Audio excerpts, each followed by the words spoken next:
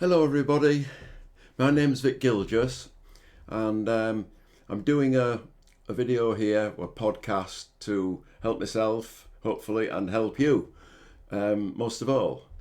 And today it's about, oh, it's my computer bonging away, so let me cancel something, right.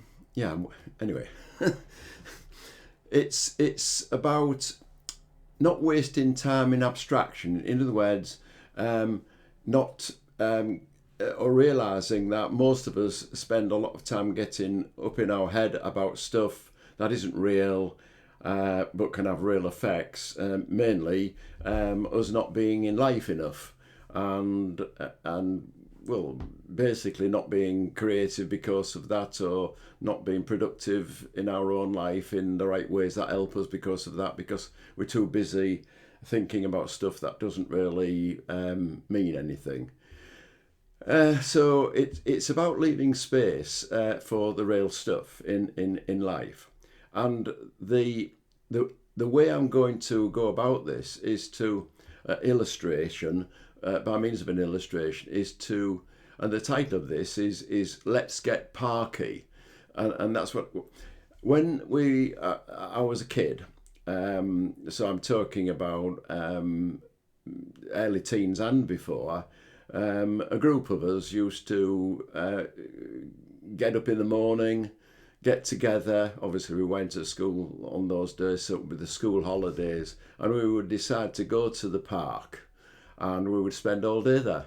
And we automatically knew when it was tea time, around about 5 or 6 o'clock in Yorkshire, and went home for tea. And we'd always had many adventures, good time, and tired ourselves out as kids do, doing things like that around the park, and went to bed happy Larrys, as it were. One of the things that we did was we said to ourselves, let's decide to get Parky. And that meant that in those days there was a park keeper, and it was up to us. It was just intuitive. I think the kids before us had done it, so we did it, is go out into the park, make some mischief that the park keeper wouldn't like, and then he would chase us. So that would involve things like throwing stones in the pond, walking on grass where there was a sign that said don't walk on the grass, and all the rest of it, all for the purpose of Parky spotting us and knowing that he's looking out for us, and then dashing away when he chased us, as he did, and that was good fun. Sounds ridiculous now, but yeah, there you go. So why did we do that thing? As I've said, it's because kids did that type of thing. But I'm talking about in real life. Why do we decide to do a particular thing that, when we look at it in the light of day, doesn't make a lot of sense? So it is a bit like, I remember as I got older, we would say to our mates, oh, let's meet in the pub on Friday night. And we would do that. And every Friday night we would be in the pub at a particular time and see our mates. And I did notice that sometimes someone missed going to the pub, and we would say, where's Bill? Oh, where's Sue? Why aren't they here? Oh, because there was, like, that was wrong. And on the occasions when I, for example, didn't go to the pub, I would in a way be slightly berated the next week with them saying, well, where were you? And it is that type of thing that you get into the habits of doing things, and then people expect you to do it, or you expect to do it yourself. And there's really no clear rationale behind that. And another example of that is that I went on holiday during the year with my daughter and grandson, and we were at the end of the holiday waiting for a coach to pick us up, and at a particular time, which we knew about all that, but we got talking to some people and we missed the coach because we didn't spot it.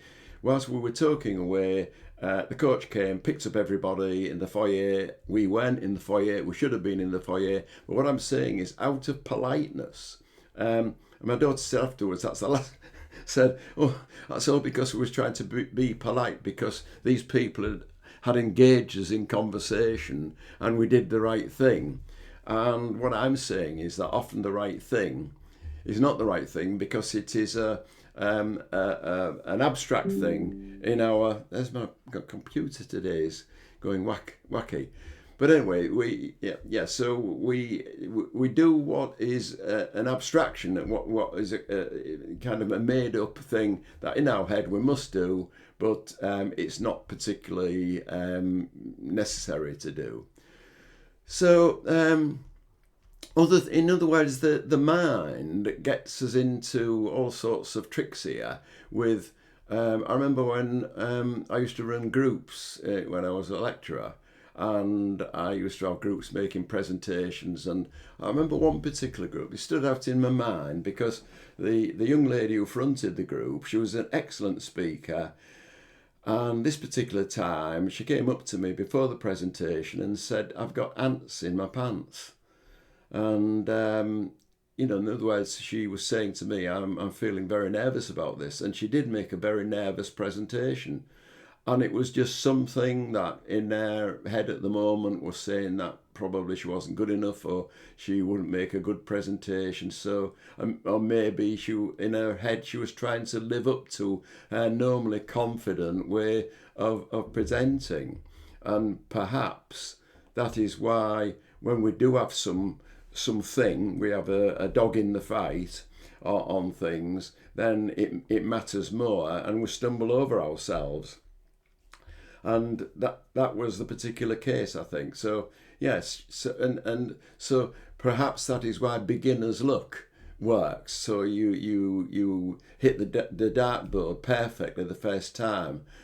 Beginner's luck because your mind is not kind of getting hold of it and saying you must do it this particular way, or basically you must do it. In other words, us kids, going back to our kids, saying we must get Parky. Now, the advantages of doing this is that when we decide we need to do things for whatever reason, even though it's a habit or it's done out of not wanting to upset others, well, think about it, not wanting to upset what we think others might be thinking. So it's all about thought, and sometimes taking thought too seriously, thinking that the thought is real when it's not real. So, in other words, Get Parky was not real. But the advantages of doing that was that we got out socially with our friends, we talked and we ran and we exercised and got tired out, and we were busy using our intellect, devising strategies on how to get Parky, etc., etc. So those are the advantages.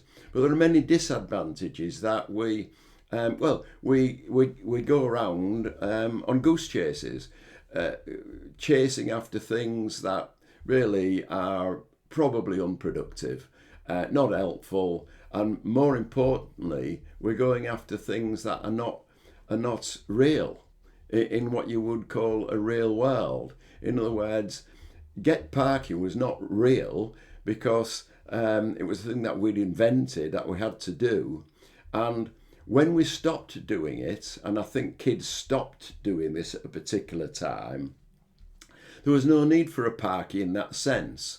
So instead of Parky, spending his day looking for these cheeky kids like us that were going to upset his routine and do things that he thought shouldn't have been done in the park, we weren't there, or we wouldn't have been there.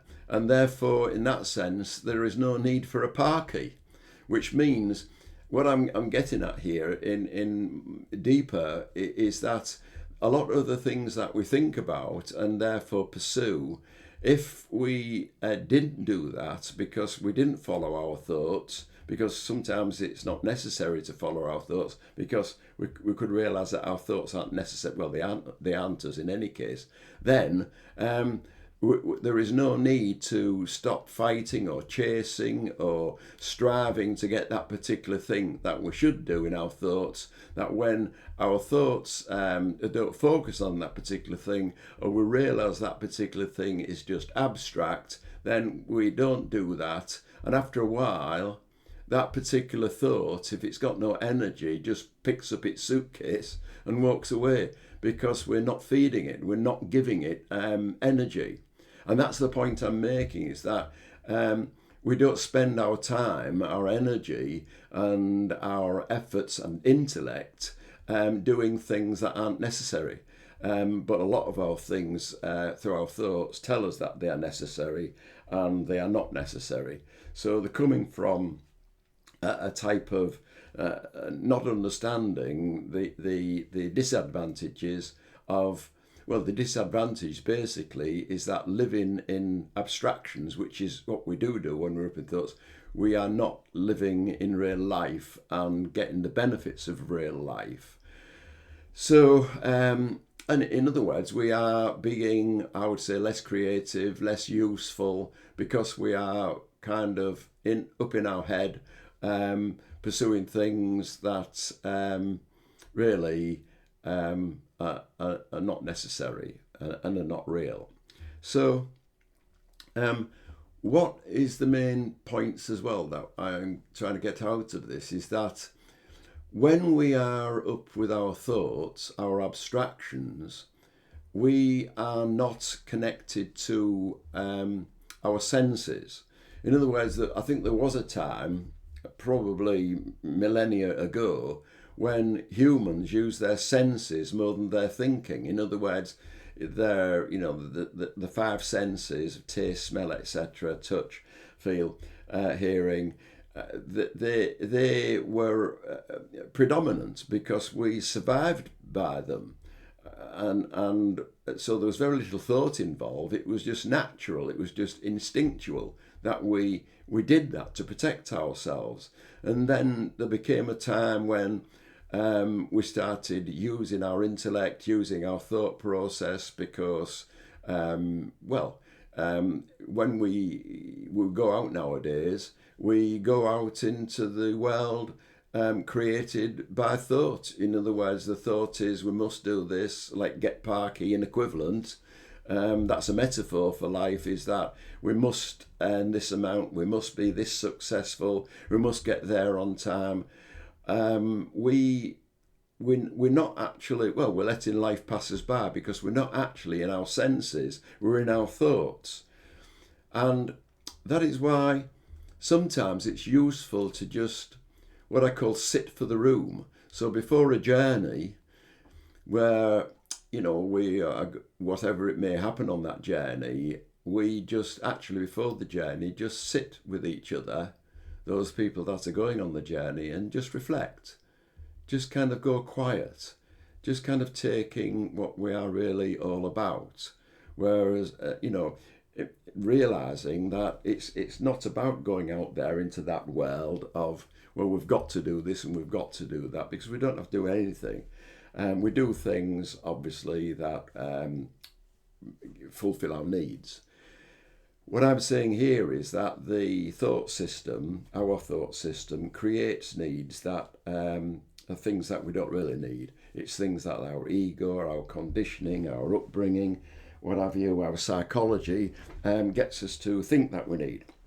So, on that, and I think I'm near concluding on this, is that when we're with our senses, we are less and less with our thoughts. And being with our senses and taking recognition that we're with our senses, so just taking in what is, means that, for example, we can enjoy the breeze. We can enjoy the sounds. We can enjoy the sights before us of the park. In other words, going back to Get Parky, how often as kids did we actually see the beauty of the park and, say, the rabbits in the park and the view of the lake and the trees and the colours? Because basically we're missing it all, missing life, because we were chasing Parky. So this is the advantage of being with the senses, is that we become more in touch with, well, we are in touch when we're doing that with reality. Now, this begs the question, if we want to do that, because we can see the advantages of living more in real time and getting out of this kind of looping that we must do this, we must do that, which is nowadays, I mean, kids scrolling, we've got to sound right, got to feel right. When I say that, I'm not talking about the other way, like the sense of using the senses, but actually thinking that we must smell right, we must feel right, we must taste right. We don't, because we're naturally built to do it right anyway. So when we leave Parky alone, as I say, it disappears, and that's true. When we do that, our mind, our thought system, drifts off into doing something else. And again, because of mind plasticity, neuroplasticity, the mind does change its kind of focus on, say, chasing Parky in life to realising what's in front of it and enjoying and receiving more of actual life. And what I'm saying is that, well, what are the ways in which we could get to be more like this? And I would say things like, I don't know if there is quietude, is becoming quiet. And I don't just mean quiet in sense of a quiet room or quiet surroundings, that will help. But I mean being quiet as regards our thoughts, and therefore being open to what is, and therefore being more in the real time of now instead of what's going to happen in the future. So with that type of quietude, we get to be aware of reality instead of abstractions, and that is where the juice is. And what I mean by that is where universal intelligence, or you might call it wisdom, intuition, God, if you want to, in other words, then our mind is open, not full of our abstract thinking, it is open to what is. And that is why when we do that, through the ways in which we can quieten our mind, then we do receive the answer. Well, we do receive the answers.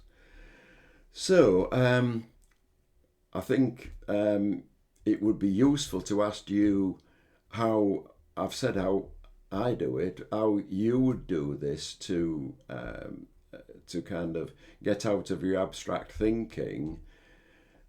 Look at the different ways in which you can do this, and also look out for the effects of this, because I've seen that when I've gone quiet to my thoughts about anything that I've been working on, instead of bashing my head and trying to come up with ideas, is just to walk away from it, walk away from the mental turmoil, the busyness of the mind, and just get this quietness, just get this openness, and a knowing or a trusting that is going to happen, and it does happen. I've given examples before. I'm not going to go into that now, but there is, whatever it is there, and it is what we used to do millennia ago, what the animals have always done. They don't go around thinking, they go around doing, and they know what to do it very well. And if there is anything that needs to be done which requires the intellect, which we've got, over the animals, is that we're very good at that as well. But we get a head start because we know the right direction to do it. So, what does this give you? I hope you can see some of the aspects I've dealt with here and the depth I've dealt with here of getting out of abstractions into real life, that you definitely will find you've got more time on your hands and get more done, and less stress. That's what it gives you. So I hope that's been helpful to you, and thank you very much for listening. Cheerio.